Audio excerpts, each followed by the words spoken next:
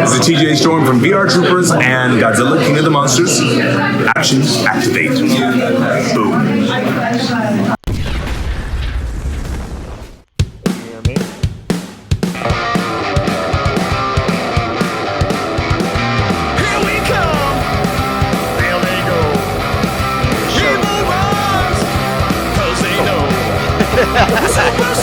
Professionals we are. We got cool clothes. You real smooth. And you see our pose. Tension. Energize. Let's go. Time to ride. Combine. Grease ties. Hey everybody, it's me, Gazbot. And of course, if you heard just a moment ago, you know also with me is... The Big Dawg Defender. That's right. It's me, Gazbot, the Big Dawg Defender, here with Action Activate, a new live episode on Twitch or slightly pre-recorded on YouTube the following day. So today we are talking about what? We are talking about the Real Steel episode, which don't be confused by the movie of the same name, but... The Hugh Jackman robot boxing movie, you mean? I mean, there are robots. They do box in this episode, but Hugh Jackman, nowhere to be seen. True. Although maybe there are claws though, so it's sort of a little bit of Wolverine in there. You never know. I didn't think about that, but yeah, it did foreshadow a bit. Indeed. Okay, well, we'll jump into the episode. Let me quick. For those who don't know, I am an artist. Among other things, I do Power Ranger art. Above me, you can see a bunch of things cycling through. Over there is Lost Galaxy Pink I did last week. But the winner of the vote wasn't Lost Galaxy Pink. I made a mistake. The actual winner was Psycho Blue. So let me put up that video. If I could find the place to put it. I can't find the place to put it. There it is. That's the big one. There's right there. I'm doing a bad job. There we are. Okay. So that video will play throughout. It's sped up, so it should be about done by the time we get to the end of this. Oh, hello, Real Babu. Actually, well, we'll talk about it more later at the end if we have time for news and shows and things like that. But for now, let's get into episode 12. Let's do it to it. All right. Do you want to talk about your overall thoughts before we get into it, or do you just want to go as we go? I'll give a brief TLDR. Okay. It was pretty good. Mm-hmm. I definitely liked a lot of aspects of the episode. Of course, this one showcasing Steel was nice because of how much we like Steel. But yes. Kind of some of the problems I had in previous episodes with other Rangers, they kind of repositioned that to characters in this one where I'm like, all right, I guess we're just... Everybody has to have a turn being the jerk ranger, exactly. basically. It's like a giant wheel, and it's like, and you're the jerk today. All right. Yeah, I know what you mean. I think, well, we'll get into it, but yes, I agree with that basic assessment. I still think overall I like the episode, but we can get into what we did and didn't like as we go. So we start off with Grid Battle Force Base, and inside we have Nate, who has just built these. I don't know. Does he name them? They're basically the cheetah claws, but I don't remember. Yeah, he just calls them that right now because we don't actually know in continuity the full extent of what they are yet. No, yeah, and it's funny because skipping ahead like a few minutes, he's at one point explaining them, and he gets cut off. But he's like, "Don't you understand that the Morphex will go into each claw and he gets cut off, so you don't actually hear what was gonna be coming out." But anyway, he's proud that he just built it. Zoe's hanging out, checking out, what's going on in the lab, and Steel is just like, "Derp-a-derp, Morphex, I don't care, I'm bored." And thus begins the episode Real Steel, because this is the theme of the next couple minutes of Steel sort of becoming comic relief. I mean, he's always sort of funny in a sort of one-liner way. Yeah. But he starts like, I want to go skiing, and here he's like, let's go bungee jumping and skydiving, and just sort of starts klutzing his way around the lab, which wasn't completely out of character, but I feel like they definitely hammed it up to make him be a little bit more annoying than he normally would be. Yeah, agreed. So, sorry, the next one. Yeah, go ahead. I was going to say part of his charm, I think, is like you said, the one-liners that happen like organically. Right. And this one, when you pack too many in a row, you're like, okay, like, yep, I get it, yep, okay. I still liked him. I still liked the episode, but yeah, he had been better in previous episodes. Well, it's funny. His humor had been better in previous episodes, but they showed some sides of his character that made him more likable as other characters became less likable. Yeah, true. As he became a little bit more than just comic relief, as he was. Hey, Matt Candleclaire. Hello, everybody. hello. Hello, everybody live in chat. Hello, everybody watching later on YouTube. Everybody is welcome and thanked for your attention. So he's being a buffoon, and Nate's like, he's like, let's go have some fun. And this is where Nate starts explaining the clause, and he gets cut off, and he's like, come on, science can be fun too. Look at all the awesome stuff we did. I built this, and then Steele's like, me, which I don't even know if Steel sleeps. He's always going on about how he's part human, but how human is he? I do not know. But that was it was kind of rude, but I don't know. It was incredibly rude, but yeah. Yeah, it was kind of rude, but it did make me chuckle a little bit, to be honest. And Zoe, this is definitely a Nate Steele focused episode. I don't know why I did that. But Zoe is definitely like the B story, and her B story is just like, yo, Nate, come on, stop being a jerk. Yo, Nate, what's going on? Pretty much. Nate, I'm observing that you're not doing the right thing, and maybe you could do the right thing. And so, Zoe previously has always been my favorite. Steele is definitely a contender for taking that spot, but this episode, again, kind of shows what I like about her, that she is paying attention to her teammates. She is trying to help. She might not always have the answers, but her heart's always in the right place, and her eyes are open. I like that. I think just how they treated Nate in this episode, if we have the Zoe's a jerk episode, that's when I'm officially going to be like, all right, guys, you need to stop it. Just make us like everybody. Quit letting me have reasons to be frustrated at people. But at the same time, because you could argue that Steele was a little bit of a jerk in this one. I mean, definitely Nate was more of a jerk.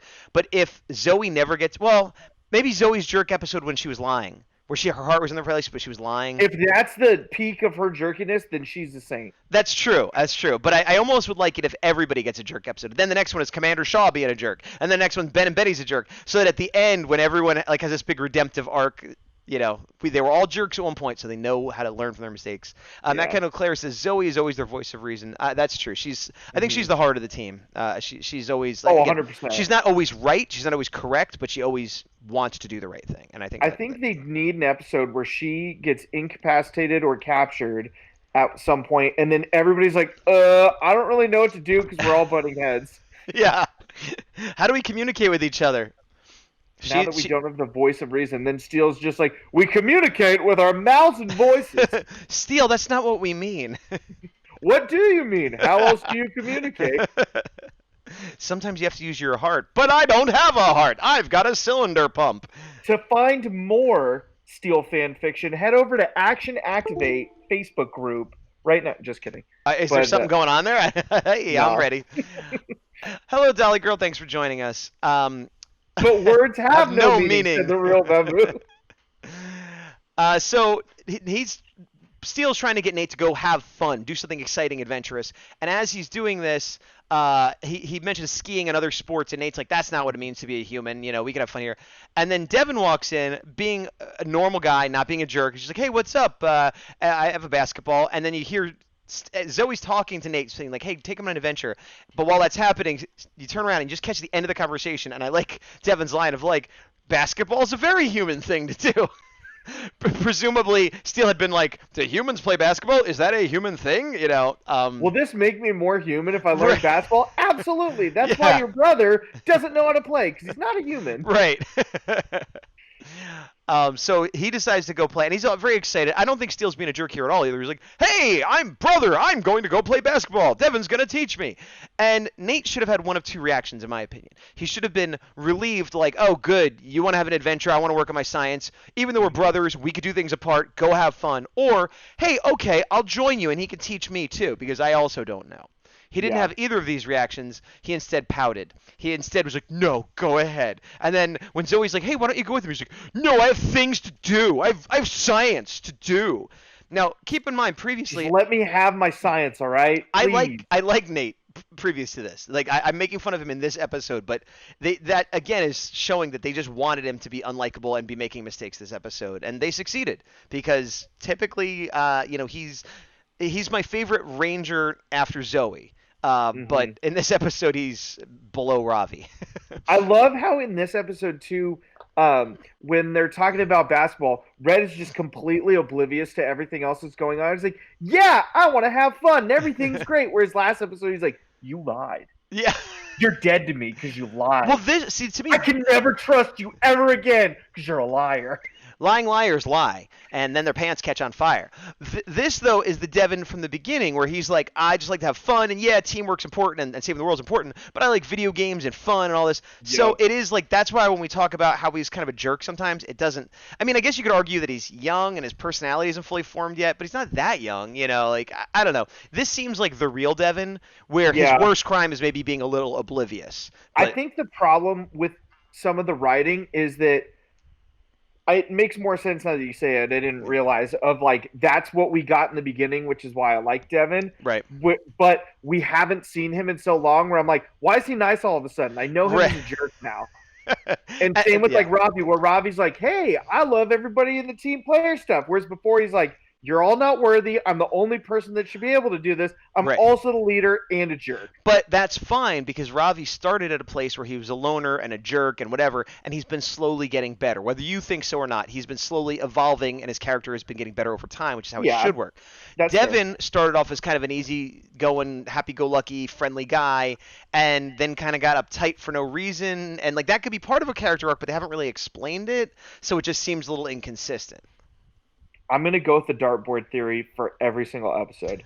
Okay. They're like, Devin's happy-go-lucky, and Ravi, not really in this episode, and here we go. Steal, still steal. All right. I agree with Devin, but I do think Ravi has had a trackable arc. I don't think it's been as erratic. I think Devin has had the most erratic character. I can agree with that. All right. So we cut to the next scene, and we see this guy unloading stuff, and I was watching this with Erzuki, and before Blaze shows up, he's just loading stuff, and I go, uh-oh, a copying machine. And she says, you know, this is the only show where you could say that and be right and have it mean something. I didn't even realize it was a copying machine. Yeah. I was so distracted by Blaze just going, oh, a random item.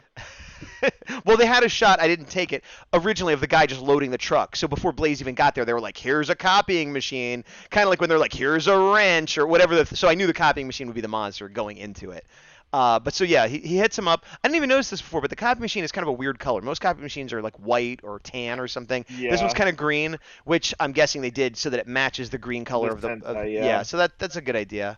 And so he digitizes them, and I thought he was going to make duplicates, but that's not what he does. He copies someone and becomes them. So this is not the delivery man. This is Copytron, I think was his name, but with his like evil. I don't know why. What I will say. This guy, who was Copytron or whatever we're calling him, was awesome.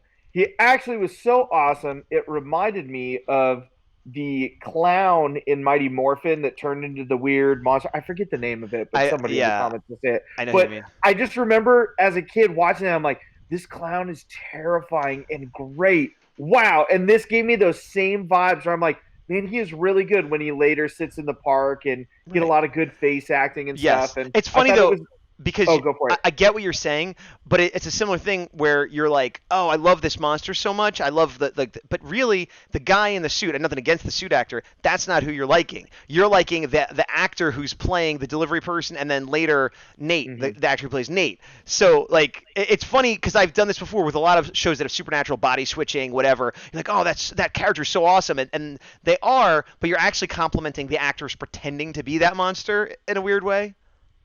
To me, the first delivery guy was the monster. Like, okay. That's how I thought about it. Nate later, I agree with what you said, but like to me, he was more of the monster than he was the delivery guy. So to me, that was the monster. Because he didn't have to pretend to be Nate at all. He could just be this. Yeah, I'll agree with that. Let's check chat. Let's check chat real quick.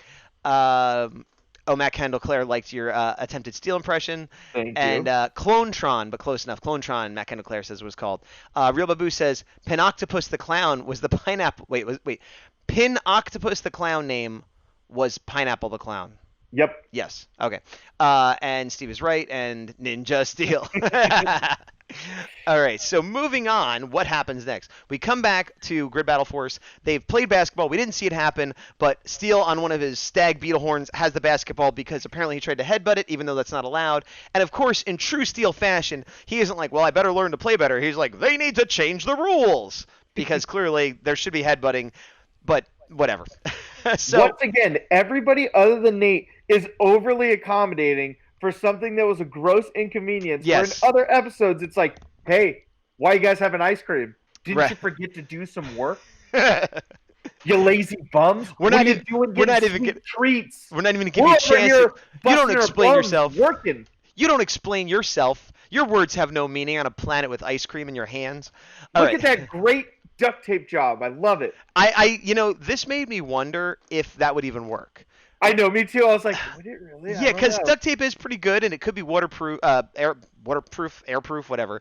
But I feel like maybe it would work, and after you bounce it a few times, it'd break. But this is again, Steel. This is in character. This joke, I don't like the way they execute it, but the setup Yeah. is fine because Steel is set up to be a competent, intelligent person, but he's a goofball and he's easily distracted. Yep. So he knows how to run Nate's machine. And why would he mess it up? Because Ben and Betty come in with pizza and he gets distracted by pizza. So that setup is fine. What I don't like, that's a good face there. What I don't like is that it explodes, but it doesn't explode like rip a seam like it would. It kind of becomes a balloon, which is not how the physics of a basketball work, but Yeah. I'll let that slide. But it shoots around like a cartoon, and when I say like a cartoon, I mean like a cartoon. Like it is Yeah. CGI animated with smoke coming out of it, flying around way longer than a balloon even would, and Yeah. I just didn't like it. It didn't. It's not the worst thing I've ever seen, but I feel like the joke would have worked fine if it just exploded or shot across the room. This extra ping pong pong pew pew pew, like I don't know, and the bad CGI. It just Yeah. looked. It looked. Speaking bad. of cartoons too, Yeah. I noticed when they were doing close-ups of them eating the pizza, I never see green bell peppers on a pizza Yeah. outside of cartoons because it's so vibrant in contrast with the colors. Where I was like, yeah. there's no reason they got a green bell pepper pizza. I commented. I have a better shot of it coming up. I made a comment similarly. Now here's the thing. I have gotten bell peppers on my pizza before. As have I. But they're usually diced up small. They're not usually big chunks, let alone one big chunk. I think this was some prop maker deciding because usually what you'll see is pepperoni, like if they wanted to pop it because it's like red and whatever. So this, I guess, maybe is healthier, like for the kids, maybe. But I don't know. As someone who gets vegetables on my pizza, that looked unappealing to me. Yeah. So while this is going on, then Steel kind of catches it and seemingly protects the claws, but he bumps into the table, and so they start sliding. So Nate runs in to grab him and gets pretty angry. I mean, he was already kind of like petulant angry, but now he's like, "Oh, Steel, you almost broke him." Which, okay, he almost broke him, but I'm also thinking these are meant to be used in battle. Like hitting people, flying around. If falling off a table would break them, you didn't do that good of a job, Nate. You need to reinforce these puppies a little bit. I will be an apologist for 2 seconds, even though I agree with you. Whoa, okay, do it. What if they're only activated and indestructible after they are both turned on and filled with Morphex? Because they aren't at that point yet, they're very fragile and susceptible to breaking. They might not be turned on, but we saw them be filled with Morphex in the very first scene. We saw it start to, and we could assume he didn't finish because he, got interrupted by Steel sleeping, end quote. It seemed like he finished, and then Steel was like, "Okay, what are we doing?" Because he even said, "Oh, look, I did it," and then he told Zoe, "Look what I've made," and Steel's like, "Yeah, good, whatever we did, I don't know." Like, so that he did finish filling. They are done. They might not be on, but again, not even indestructible in like fighting monsters, but just like I could drop my phone and it's okay. You Well, can't that's drop- what I'm saying. Like, I tried to be an apologist, but I do agree with you that that's a Yeah. ridiculous plot point. Yeah, but I will say though that it a lot of Nate's complaints are ridiculous, but in the end they kind of justify it, so it kind of resolves itself later. But in the moment, it bothered me. Yeah. And I love this where Steel tries to diffuse it, and it makes me think of like when you're having a fight with somebody and they're angrier than you are, and you make a joke and they hate it because he's like, they want to laugh, but in turn it makes them Right. more angry. and because Yeah. he's like, "Oh, you almost, blah blah blah," and this and that, and then he's like, "This lab is for science, not for fun." And Steele's like, "But you told me science can be fun, ha ha ha." And Nate's like, "Ah!" And I related to Steele so hard in this situation. yeah. Because I've been that Agreed. guy making the joke that the other person doesn't want to hear so many times. So Nate's like, "No, I'm really angry," and Steele then gets it. He's sort of like, "Oh, I'm sorry," and he legitimately apologizes. Yeah. And so we kind of see Steele's walking away, Nate's like angrily walking away with his very, very fragile weapons, and everyone else is sort of like, "Oh, we're eating pizza," but Zoe is the one that's like, "Okay, I got to get involved because, I'm the heart of the team." Babu said, "Oh, could have gone with Black Olives." Ugh. Well, they would have popped out, but I don't know if you like black olives, real babu, but I think they are less liked than bell peppers. I would not eat I them. grossly dislike I olives, but I I'm in the minority out of the people in my life. I also dislike black olives, and most people in my family and also don't. So I don't know what the world view on black olives is, but I think it's fair to say it's divisive at the very least. I mean, it's in combo pizza, which is one of the 3 options at Costco. So there is Yeah, that. I mean it's in nachos a lot. I think the thing is if there's like little pieces of it mixed in with a bunch of other stuff, people could take it. But if No, it's it's just still garbage that way. oh, I don't want it that way either. But if it was like big old black olives, the way that was a big old bell pepper, like you could peel that off or eat around it. Like the olives, like the flavor soaks in, so that even once you remove it, it's still like there was an olive here, wasn't there? Olives are the reason I get so skeptical about macaroni and pasta salad because sometimes you're like, that sounds great, and then you look and it has olives, and it's like, I don't even want to work. There to eat around there this should be no because olives in it's that. tainted. Yeah, that's how I feel when people put raisins in cookies. Yeah, that's fine. I'll tolerate that. All right, well you're wrong. But if you look at the pizza they're holding, we could get a really good look at what you're saying about the pepper. Also, this pizza is bizarre. Like it's And super. it looks like garbage. Yeah, it looks like garbage, and it's super firm to the point where they're holding it and it stands straight up, which is not that usual. Irregularly cut, they should be the same size. They're not. And also, and this is the biggest one, they're holding their pizza. I don't have a good, but they're holding it kind of like straight up like this. I've never seen anyone hold pizza like that. You fold it and eat it. Maybe you hold it out. Maybe you have it on a plate. No one holds their pizza straight up like this, let alone 2 people. It's fake pizza. I mean, we know it's fake. It's a prop, but they like why not just get a real pizza and like I don't know. It's so weird looking. Here's what they could have done. Instead of that cartoony, horrible basketball joke, what they could have done is they could have opened this pizza. Everybody is so hungry, they grab it and take a bite without thinking. And then they realize because it's so stiff that it's a take and bake frozen pizza. And then Ben and Betty go, oh, we totally forgot we have to bake this. Shucks. What a bonehead move. As opposed to, look at this flying, deflating basketball right now. Hold on. I agree that the joke you just proposed is a more well-crafted joke that I would enjoy more than the basketball. You're welcome. That's not the issue. But we needed to establish Steele making a mistake that would cause a problem in the lab that would annoy Nate. So Ben and Betty not cooking the pizza doesn't get Steele into trouble. I also realize why the pizza is stiff. Why? In a world with Morph X, everything is more advanced and thus improved. And pizza isn't floppy in this world. Floppy pizza is no. Stiff pizza is not an improvement. Are you kidding me? What are you talking about? How is stiff pizza an improvement? That is like what? So it's like toast? That makes You guys, no. we got him. We got him triggered on an episode. It's been a while, but we did it. Stiff Pizza is the way to go. If only there were olives on it. Anyway, that joke works better, except that it doesn't implicate Steele. We need to still find a way to implicate Steele. Let's keep on. Yeah, let's keep on keeping on. All right. So Ninja Steel. yeah, get your Ninja Steel and shove it in a sack. A sack of solid pizza. Solid, more advanced solid. That's the dumbest thing. All right, so anyway, they get a call, oh, sorry about all this, but we got to get going. All the other Rangers are like, oh, it's a business. And Nate, this might be the worst Nate moment to me. That is the best screenshot I've seen of Nate. Honestly, during this whole scene, for a sec, I'm like, wait, he didn't turn into Nate yet, right? Right, yeah, because he's like so irrationally angry. But it's the reason this moment might be my least favorite Nate moment up to this point is because up to now they're in an argument and he's being overly angry and Steele does something dumb and he's but he's all reacting and he's overreacting and he's being impatient.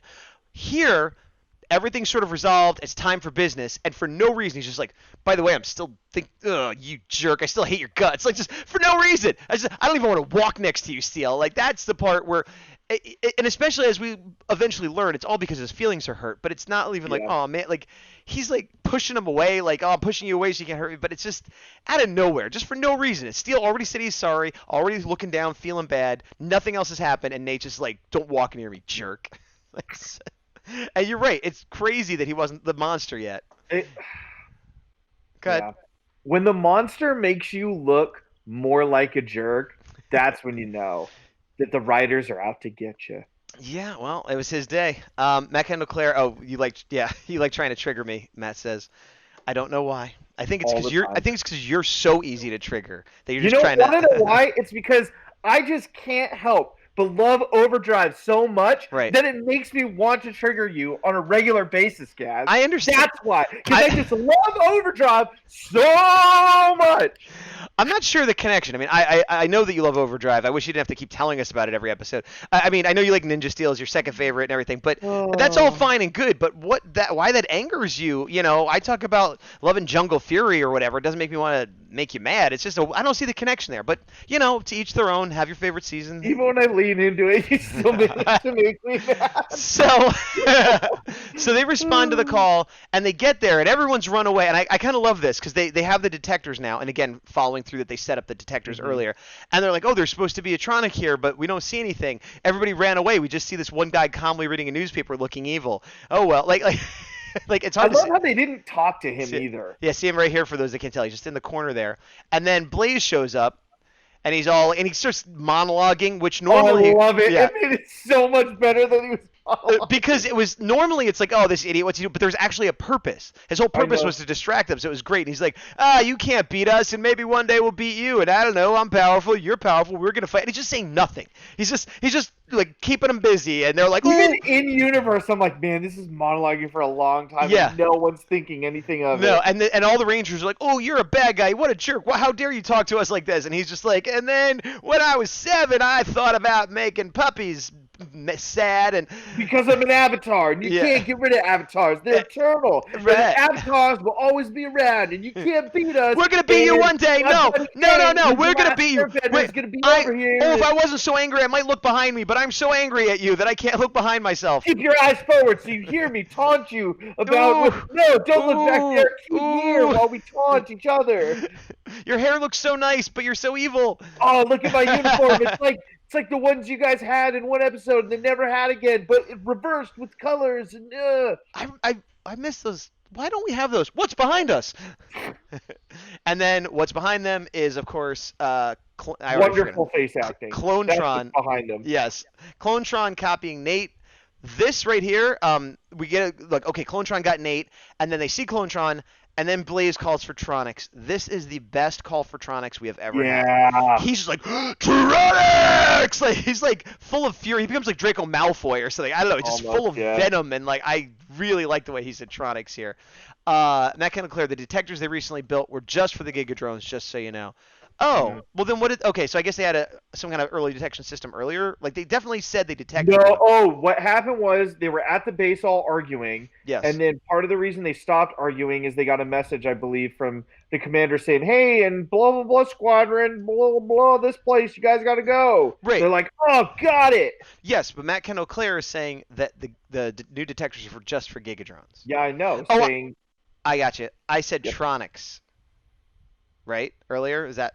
No, you're saying the Giga drones, I think, are the big ones. Like Megazord ones. Right, but so then why did they go out here? There was no Giga drone. Because they got a call from the commander saying... How did the commander know? Yeah, because they just know. I don't know. But we can assume that the monster was there and then scared everyone away. No, I and get then that. Transformed back. I understand why they thought they detected the monster and then it wasn't there. I get that.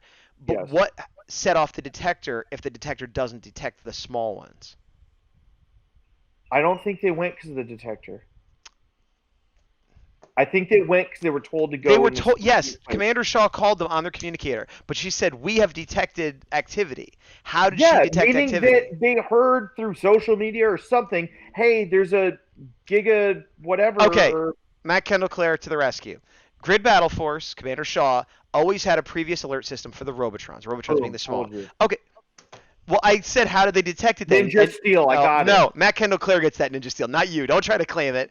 Matt Kendall Clare, Ninja Steel, he gets that Please one. in the comments, that's yours. Own it. All right, so now the battle ensues. I like this battle, this civilian battle, which all American footage. It's pretty good. It's not the best fight I've ever seen in my life, but it was definitely on the higher end of the average. I'm still reminded that Nate, just a few weeks prior, was not allowed outdoors unsupervised. I know, but I was going to get into that because I think we've talked about this, that there often is an idea that once you become a ranger, you're just imbued with abilities, even in your civilian form. We've seen it before It's not the first time. Even remember Ziggy from RPM? He couldn't fight, and he sort of ended up getting this drunken master Jackie Chan style, where he's like whoop whoop whoop whoop, and it's funny, but he clearly could still fight. And I think, and even Billy from Mighty Morphin over time got more and more powerful. In his but civilian off form. screen he was being trained at the Juice Center, so we know this. That's true, but I do think if you or I suddenly got Ranger powers, our civilian abilities would immediately increase. That would be the greatest thing ever. I know. I just felt like saying that so we could both enjoy it for a minute. Let's just relish that moment and keep going. Okay. But this fight, again, speaking of using the environment, we see Ravi kind of slide over the table, and then he kicks him. Yeah, and he does like a backwards kick off the table. There's a lot of fun moments like this, which I was enjoying in this fight. She gives him a rabbit kick. He goes flying into like the cart, and then I like this unmorphed Devin versus Blaze fight where he picks up like a tray or something to block the sword, and just I don't know, like, and then he ducks into there. It's just, I think there was a lot of fun choreography. It wasn't. You know what I just realized? Yeah. They completely did not use the plot line previously established of, hey, we need to steal these powers so we can all have them. When this whole episode was, we have to steal his look, but no one's powers. I did notice that. I assume that either this was filmed in a different order and they're showing them out of order, or they're going to get back to that and they just wanted to spread it out a little bit for some reason. Pause for a moment. Yeah. Speaking of in a different order, and I don't have 100% confirmation, I just have what my DVR says. So apparently the Halloween episode is episode 21. I hope they show that out of order. And they're showing that on the 17th. Okay, well, that's weird. I mean, good that they're going to show it in time for Halloween, but Halloween episodes traditionally are kind of flashback episodes. Right? I really hope it doesn't. Actually, I can see this going either way. If it goes there, and then we just see all of these things that apparently are established now. Oh, that it's like, oh yeah, remember all those power-ups and Zords we got? Yeah, that was like so long ago. This is great. I mean, I don't want them to do that. Uh-oh, I think we just lost a big dog. Well, I'll continue my thought, and hopefully he gets back in a second. I don't want them to accidentally spoil a bunch of stuff, but it would be kind of cool if, knowing that it was going to be aired out of order and being a Halloween episode, they went to like a fortune teller or something, which of course turns out to be a trap and a monster at the end. But if the fortune teller is like, oh, in the past you've done this, and in the future I see more. Oh, he's back. Big dog, how you doing? Mm-hmm. You there? Hello? Evox is the guy. See, he became a ranger and was immediately attacked. But are you there? Hey. You're not here. He's not here. All right, so can you hear me / see me? Yes, we could see you. Oh, no. Say something there, big dog. Yeah, well, we could hear you. You're cutting in and out. I should be back now. Okay.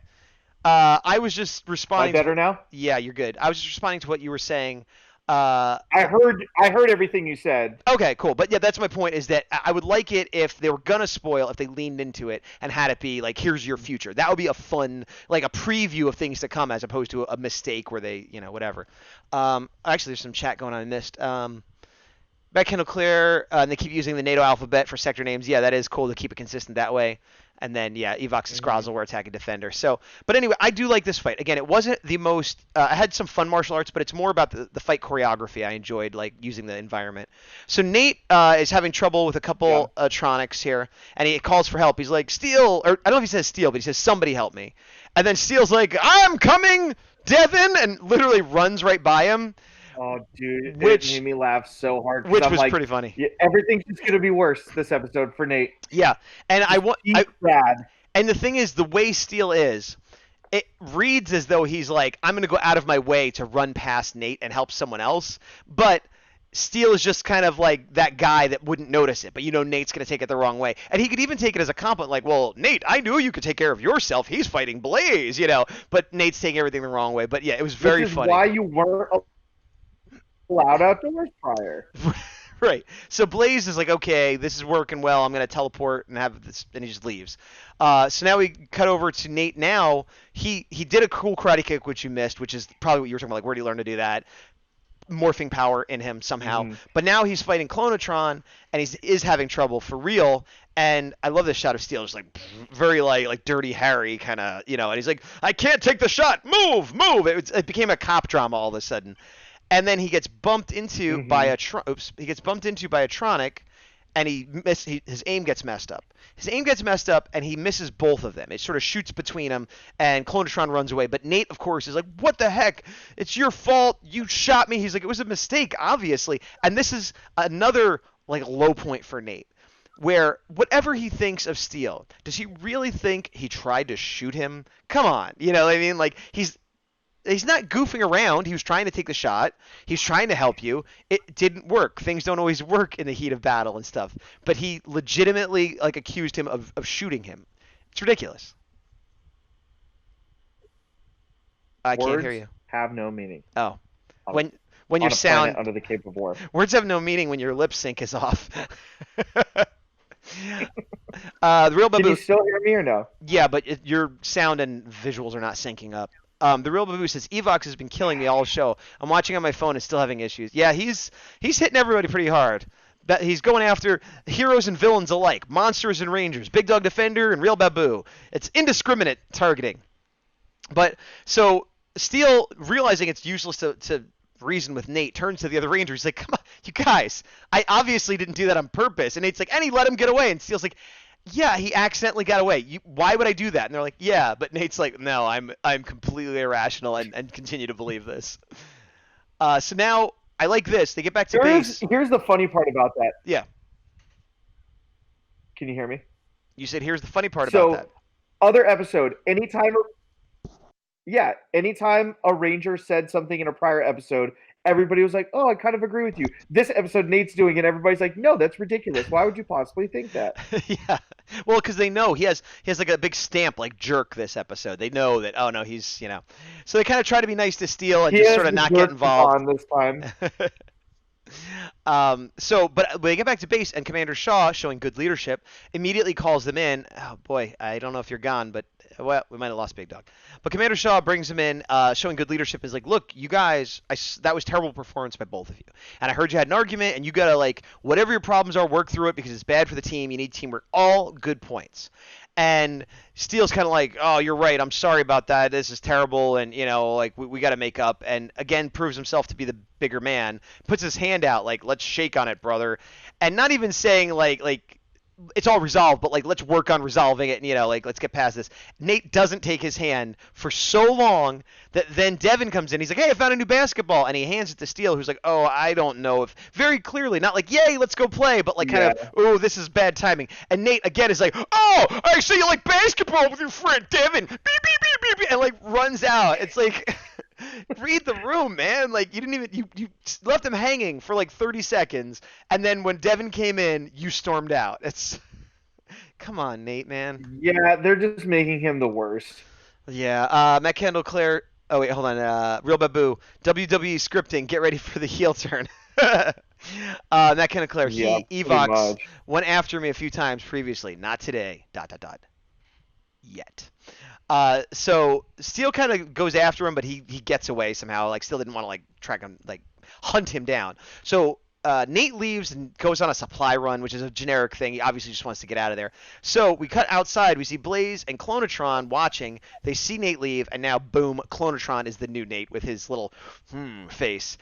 Side note, in real life, I don't know if I mentioned this before, but these two guys, Colby Strong and Abe, whatever his name is, they're friends in real life. I mean, you could assume a lot of these people are friends, but they're like good friends to the point where we know they're done filming, and I've been watching their Instagram, and they apparently got apartments in the same building across from each other, and they're BFFs. And I just thought that was so funny since they're enemies on the show, but yet here's a little moment where they're friends and they got to be in a scene together, Nah, I don't know. I mean, that's me being emo. I do like the Rangers Turn Evil episodes, though. I know Mighty Morphin did it a lot in some of the later seasons, but it's always good to have them sprinkled in early, middle, and end. Right. Yes, I agree. Matt Claire, Abraham Rodriguez. Yeah. So I knew I was half right. Urzuki, friends. Yes, friends. And they're like, "I'll be there for you if you're evil or a clone. I'll be there for you with my black suit you no longer wear." All right. So right here, and we're maybe a third of the way into it, a half of the way into it. This is where the opening credits played after a commercial break as I watched it. Which it weirded me out. they always push it back a little bit on this season, but that is really far into the episode. It was like 10 minutes in or something. And they're like, by the way, here's the show you're watching. I was like, oh, right. We didn't see these yet? Okay. So we come back and we get some fun acting from Abraham as the Robotron. Clone Master Robot Supreme. Yes, him. But I love where it's like it's painful for him to smile. So he sees someone, he's like, "Hi," and then, "Oh, hi." Like it's like happy face, sad face, happy face. Like he can't keep it up for more than a second. Acting drill for him. Yeah, it really is. And then he sees Steel, and this is again kind of what you're talking about before. He's a little bit curt and awkward with Steel, but more forgiving and nice than the real Nate. That's when you know, like, oh, you're just terrible today. And you're right, but I'll do what you did and kind of defend it, even though I don't believe like that it needs to be defended. It's what I do. I'm the defender. That's true. He's not actually more forgiving and more nice. He just has an agenda and he does not care and he just wants to get Steel out of there. So he's like, oh yeah, no, I forgive you. What? Oh, that sounds great. Blah blah blah blah blah. Whatever you said, just get the out of here. Except for some reason, in the midst of all this, when Steel's about ready to be done, he pulls this face, which I like, and he's like, "And you promise not to shoot me again, right?" Which was weird because if it was the real Nate, that's like the kind of joke you might make like to your buddy, like, "Also, don't shoot me again, ha ha ha." But this is the Robotron trying to get Steel out of there. Steel's about ready to leave, and he's like, "Wait, ha ha ha! I gotta make this joke before you leave." Just seemed odd to me, like almost like they forgot that it wasn't really Nate. Yeah, but I did like that face.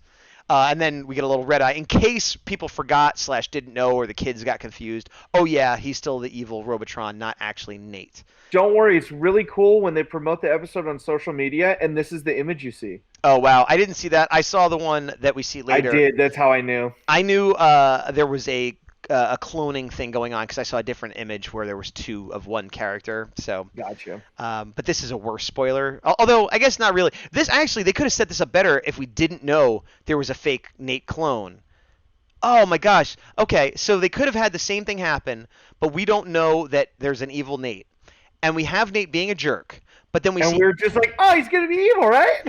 No. But what I mean, well, in a funny way, yeah, but I'm saying like if they wanted to like write it a little better, is they could have the evil Nate in there and have Nate being a jerk, and the evil Nate could Nate could see himself like in the evil person, like the evil person is imitating Nate so well, and he's like, oh my god, he's being such a jerk, and there's like, yeah man, that's kind of how you've been. And he's like, oh no, like kind of like seeing a mirror of yourself and seeing your own flaws, like that would have been a cool way to go, wouldn't it? Listen here, Hasbro, we are open to being on the writing staff for the next season. Just hit us up, Action Activate on Facebook. We're ready and willing. Or acting, either one. All the above. All the above. And stunts, I'm willing to do some. He is willing to do stunts. So let's see. So we go outside. Everybody's playing basketball. Apparently now basketball is all anyone does all day, every day. But what I like is Steel. At the end of it was like, okay, we're all made up, even though we made up with the monster version of Nate. And he's like, I'm going to go get the stuff out of the car. He loves basketball now. He's excited about basketball. He doesn't even look at the game. He's like, nope, I'm on a mission. I'm going to get the stuff out of the car. He ignores the game. I thought that was good. Again, Steel being a good guy. Yep. I also like that Ben and Betty are playing, and Ben's actually not bad. It's kind of an awkward shot I got, but he gets a score. He scores a point right here, 2 points. You get 2 points in basketball, or 3.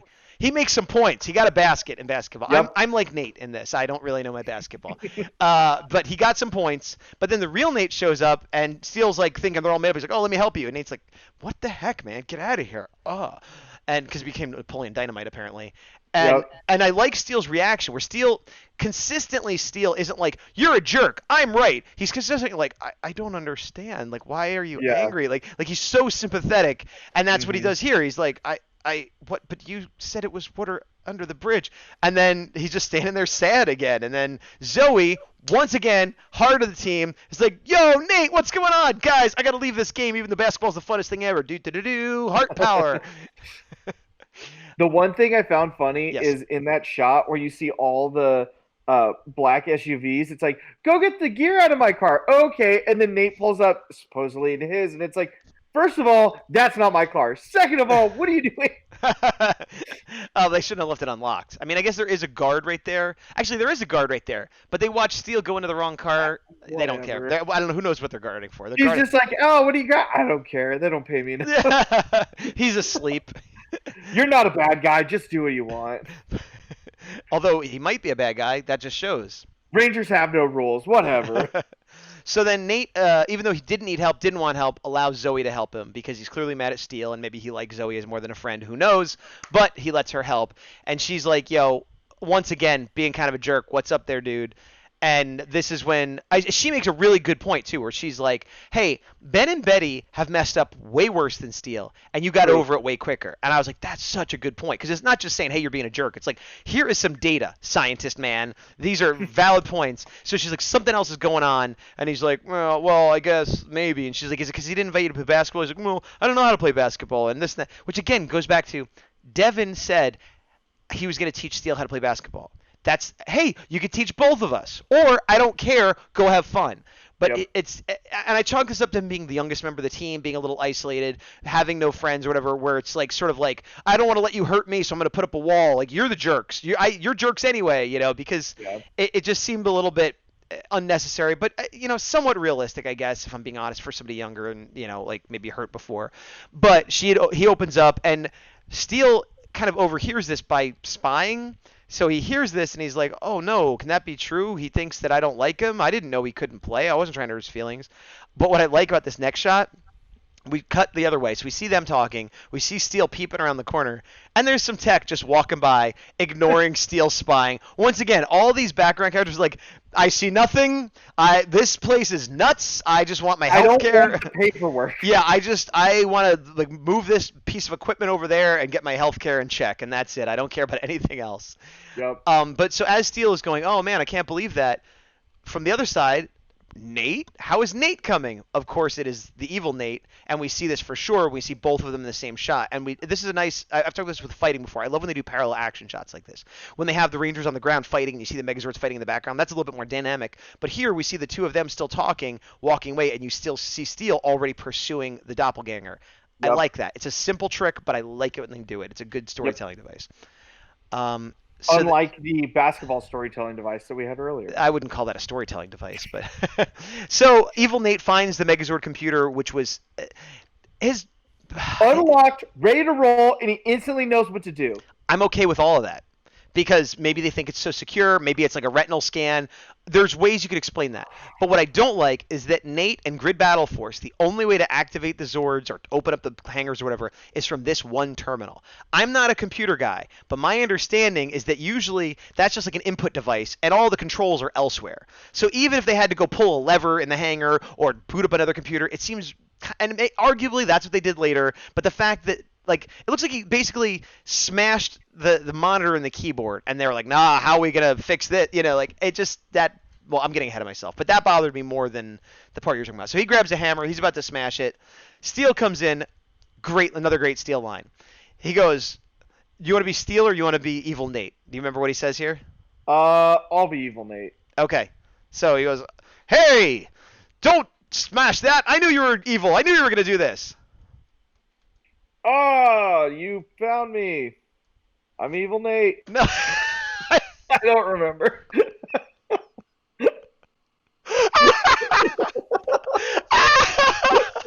Flawless. Moving on. Oh my god. Don't forget Hazra. We are. Oh my god. Oh wow. I did not expect that. That was amazing. I didn't expect you to get it word for word, but I thought you'd kind of remember. Hey, I'm Evil Nate. How you doing? It's like if Rick from Rick and Morty was reading this script. Nate says something along the lines of, "Oh, you figured it out. You're not as dumb as you look." Oh, yeah. And then Steel says, "Don't be fooled by my face. I'm really, really dumb." And I was like, wait, I mean smart. And it just, I don't know, it tickled me that he said that. It made me laugh. Not as much as what you just said, but still. But I also like that he's like, "Well, you're evil," and just shoots him. And it's like, Awesome. No hesitation there. And then there's an alert, And Steele, again, like he's a little bit oblivious, but he's very competent because he looks up into the camera. He's like, "Send help immediately." He might not even need help, but he understands that that's protocol. So they come running in, and of course, once they get there, boom. Now this is the shot that I saw that was spoiled for me. That like, oh, Steele gets cloned, and this is a shot we've seen. And I do like the framing of this with all the guns and stuff, and like it's just it's a good composition. It make like a good cover of a comic or a poster or something. But this is we've seen this anytime there's a show or a movie or a book where there can be a doppelganger. It's him. It's not him. It's me. It's me. I love it every time. It's always fun. It's always fun. So I have no problem with that. Let me check chat real quick. Kendall Clare was laughing at how bad you did, Defender, but did think it was funny. Steele's line was funny. Real Babu, writing, yes. Acting, well. I'm evil Nate here. Hey. So this is the part where they both try. I'm walking here.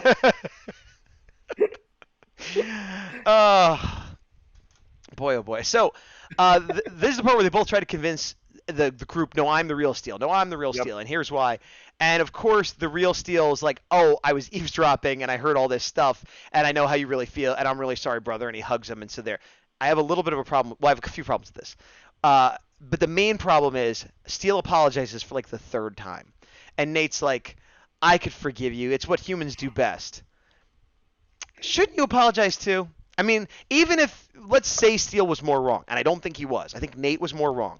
But anytime there's a disagreement, usually one person is a little bit wrong, the other person's a little bit wrong. And even if they're not, just out of courtesy, it's like, I'm sorry too. I could have handled it better. Oh, I forgive you. Yeah, Nate never once says he's sorry too or anything like that. He's just like, yeah, I forgive you. I forgive you, buddy. And Steele, being such a good guy, is like, all right, that's fine. That's fine. We'll move on. Like you see here, he's like standing there accepting the hug, but like, yeah, okay. Like he started off like this, and then when no other apology came, he was sort of like, yeah. So, but then again, the villains showing competence. They don't wait for things to resolve. He's like, oh, okay, well, I'm going to start shooting at you immediately while you hug, which we've seen before, and I like that. They don't have to win the fight, but villains have to be competent, especially battle villains. You get comedic villains, that's different, but if he's like, out there on the front line.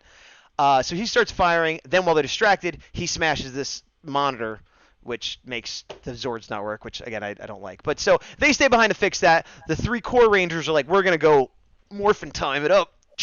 Beast, borf. That's how they do it, right? Beast, borf. Ranger power. That was another commercial break. And so they're fighting, and he's not doing very well. And they go, oh, he's good at copying stuff or cloning stuff, but he's not much of a fighter. He's like, oh, I'll show you. Hopefully he can copy this punch he's about to receive. Yeah, but he doesn't. He doesn't copy anything. Also, with the exception of Zoe using a jump at some point, they don't really use their beast powers that much, which again makes me think this is out of order because they were definitely ramping it up where they were using them a lot to then steal them or whatever.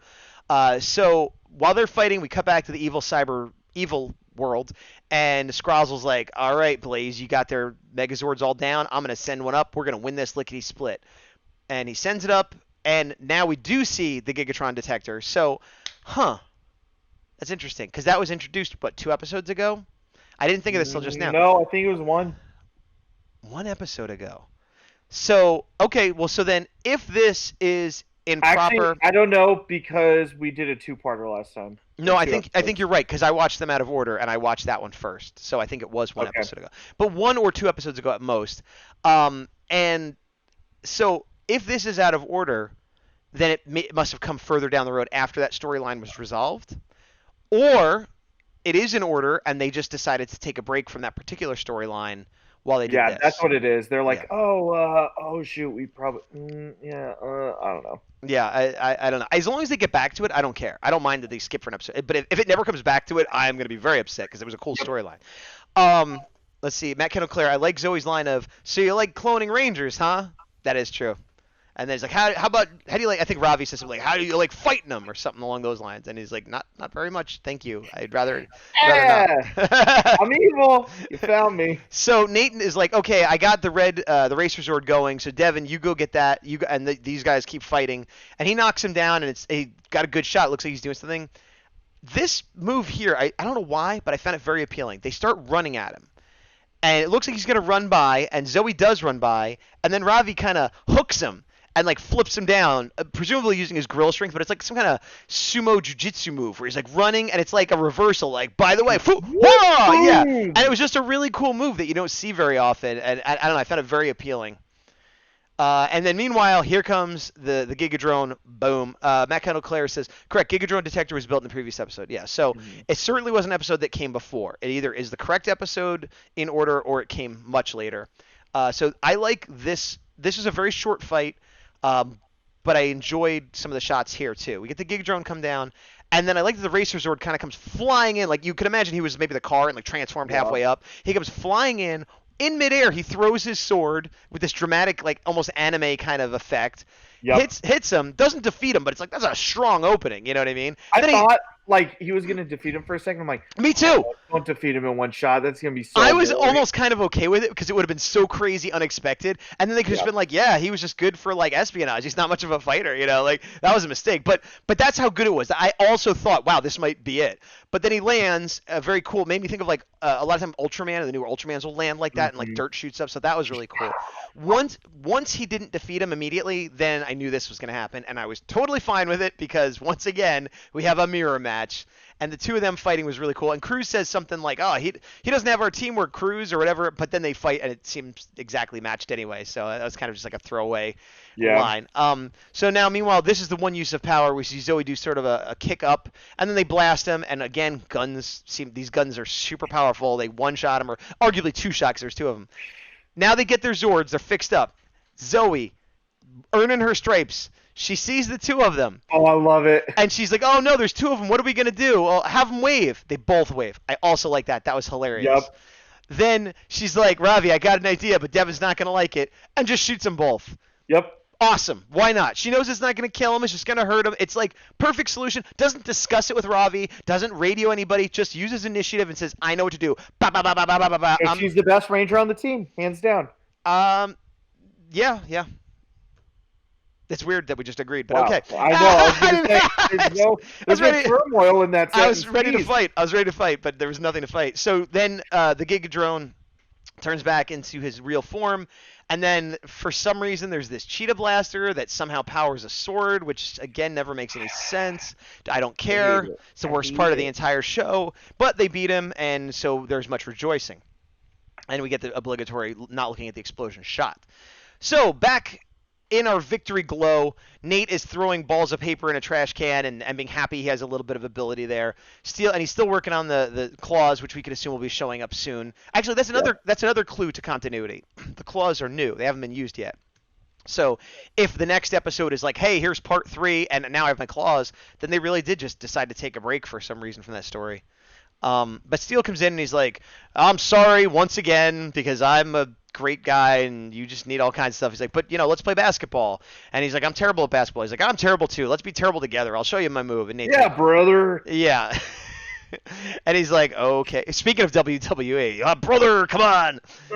Brother. So they come out. Now everybody's playing, and they have Devin and Ravi do this sort of bro bump after they get a shot. Yeah. I don't think Devin and Ravi should be on the same team. I think they should be split up. I don't think Devin and Ravi should share many scenes together. Well, I'm talking about because they seem the most athletic, sporty type dudes. Ravi is a terrible influence on Devin, and all we learned is that the one scene I see them directly interact is the scene I dislike the most. Because they're being because they're being so like broy, or yeah, I'm like, no, Devin, you were so cool before when you were trying to teach them in a non-competitive environment.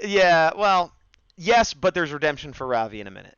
Because okay, so I also like that Nate is bouncing the basketball the way somebody that doesn't know how to do it does. Like a kid. Yeah, I did appreciate that. I was worried he'd be like, oh, I don't know what I'm doing, but it's like, oh, he doesn't know what he's doing. It's just like, whoop, whoop. Yes. How do I do this, guys? Whoop. Yeah, just it was Harlem Globetrotters. Exactly. And I also like that Steele, who also doesn't really know how to play, but is just like a clever guy. Ravi, he's like guarding Ravi, excuse me, by the way. And he's like, ooh, hey, and he's not really doing good basketball. Nothing at all. He's just doing a fun bit. And I'm like, that's consistent with his character. He doesn't know basketball, but he knows comedy. And so he throws it to Nate, And Nate's like, now what? And he picks him up. And I like that he's like, here's my signature move, but didn't tell him ahead of time. So I he's like, love that. He just kept Yeah. saying, yeah, and wait till you see the yeah. signature move. And I don't know how it's a signature move that he had before he had Nate as a partner. Does this mean he had chucked Zoe before? But anyway, Nate catches I it. think he just always was willing to do it. Yeah. No one just was down. So he throws Nate, and Nate lands in the basket without getting hurt, that's the really impressive part, that he didn't like land sideways and break his leg or something. Nate Yeah, 'cause looks. he has Mantis DNA. Oh, that's true. Yeah. Okay. And then he lands, and Steele pulls him through. And for a minute, you think Nate's gonna be like, "That hurt," or "What are you doing?" But he's like, "Yeah, we got 2 points." And they start dancing and being happy, which I kind of like that ending. I'm just like, whatever, they're just happy. And Yup. and I guess Ben is on their team because he's dancing with them, and they're all happy. I don't like how Ben and Betty have to wear jumpsuits 24/7. They're not always wearing them. Because remember, we saw the other episodes where they had the colored shirts and stuff. Yeah, but in this episode, twice when they're playing basketball, they're in full jumpsuits like Michael Myers. No, I agree. That is like Michael Myers. I agree that they shouldn't have to wear them all the time. I'm saying they don't wear them all the time. This episode they did. I'm assuming they were working, and this is on like their lunch break they're playing. Although they could have unzipped a shirt or something to cool off. It doesn't bother me that much. But right here, Zoe's like, they're like, 2 points, we win, whatever. And Zoe's like, weren't you guys up by like 20 points? And Robbie's like, whatever, let them have fun. So a little bit of redemption for Ravi. He's not being a competitive jerk pointing it out. He's just like, they're having fun. Who cares? They're not playing by the rules. They don't know what they're doing. We're all friends here. They're having a good time. It's all good. I'm growing as a person. Ravi internally was like, it's not my jerk episode. I can't say anything jerky to distract from the previous Nate jerkiness. I feel like you started off. I don't want to admit that Ravi said something nice, all right? Are we Okay. done? Yeah. Are we done? Yes, now that you've said that. Said it. Okay, now that you've said it. All right, so then we cut back to them, and they're celebrating, and they're all doing ridiculous dances. Oh, was Steele doing the it's really robot? bad. Yeah, but I like it. I don't care, because they were all doing Oh. it. I think Steele might have been doing the Yeah. robot, but I love He might have, now that you brought it up. I love this moment that Ben does. I don't know if this was scripted or if this was the actor improvising, but he high-fives Nate and he goes, yeah, and then he goes to high-five Steele. And the reason I wonder if this is improv, because I know those helmets are hard to see out of, so the actor might not have known. And he goes to give Steele a high five. Steele doesn't even look at him, and he gives himself a high five, and then starts dancing. And I just thought it was a funny little moment where like he didn't let it get him down. And if it was scripted, fine, but I love to believe that the actor on the set just did that because it was a fun little piece of business. I think they just rolled with it. Is how I took it. Oh, and rolling with it, and that's the end of the episode. Which overall, despite making Nate more of a jerk than he needed to be, I did like this episode. I think it had some good civilian fights. It was a short Megazord fight. Actually, the Megazord fight was garbage, but the Red Zord fight I enjoyed. Yeah. I liked a lot. Zoe was kicking butt in a lot of different ways. Steele was his humor wasn't as good, but he was developed more as a character. And I think there's a few nitpicks which we've said, but a lot of the Nate irrational stuff later on, when it was like a deeper issue of his and his insecurities and stuff, made a little more sense that he wasn't actually angry at those things. He was just upset and hurt overall. He still should have said, I'm sorry. Uh-oh, did you freeze? I think the big dog froze. Well, up here, I wasn't paying Agreed. attention. Oh, hey, agreed. He came back to say agreed.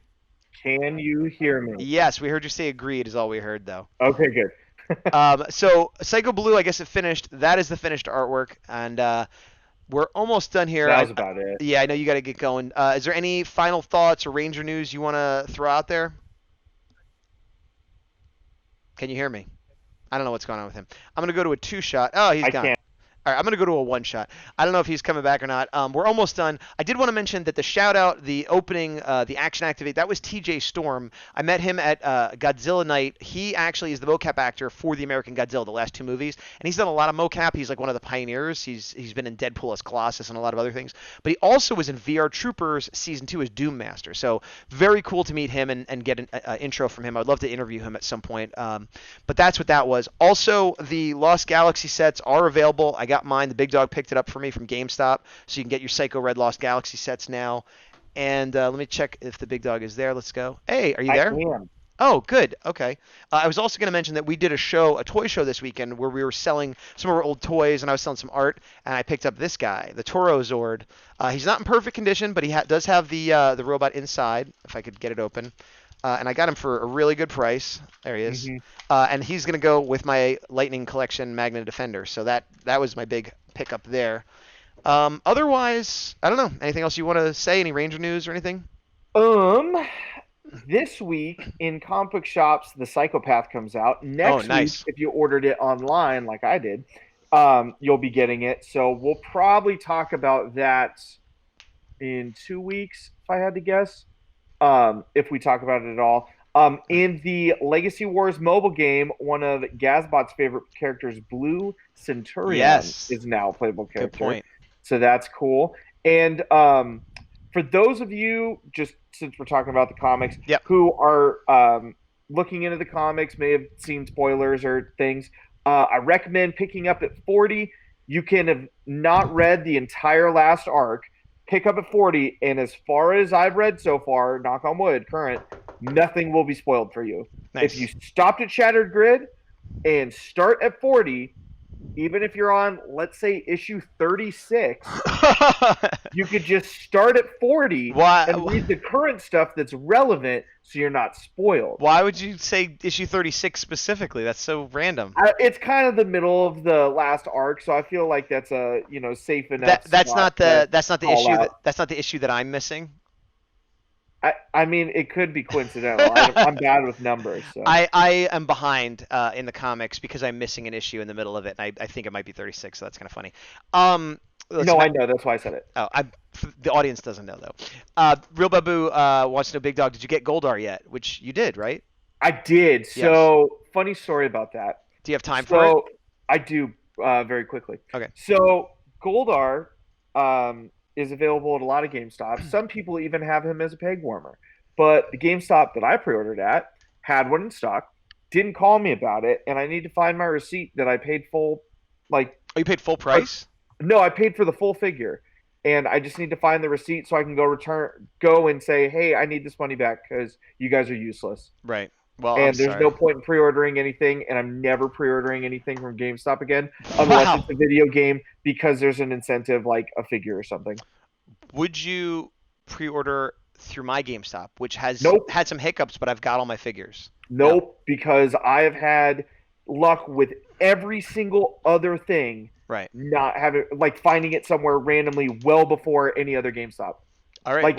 They get everything so sporadically. I'm not trusting anybody unless it's on the spot, and even then, it's skeptical. I understand your frustration. I will continue to do pre-orders because my particular GameStop, while they're sometimes later or have issues, I always get it. So until they don't get it for me, I will keep sticking with them. I understand that if you didn't get it all, I would understand too.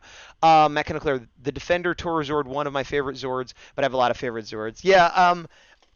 I like the robot mode more than the bull mode, to be honest, and I'll probably just leave them like this. I may or may not take the small robot out, but I figured, like I said, I could put him next to my Lightning Collection figure. Let me go back here. One other thing. The figure inside the Toro Zord isn't a robot. You know that, right? No, it's like the new version of Magna Defender, right? Like it's Magna Defender only when he's in Zord mode because he gets scaled up. Right. I'm calling it a robot because if I chose to put it next to it and the Magna Defender, I'd have to justify it's That's robotic. Fine. Use your head canon how you like.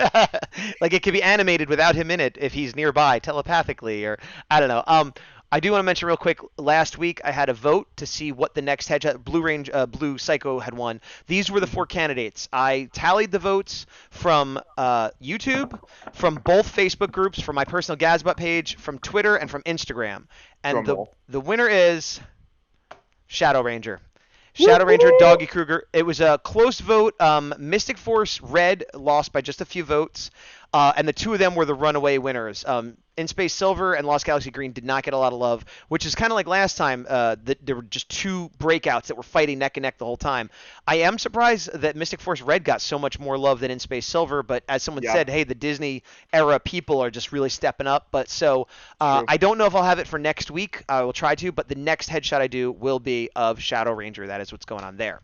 Yep. Let's see, Matt Kineclair, not a surprise about Shadow. I thought Shadow had a good chance, but I'm more surprised how poorly the others did, specifically Silver in Space. I really thought he would do better.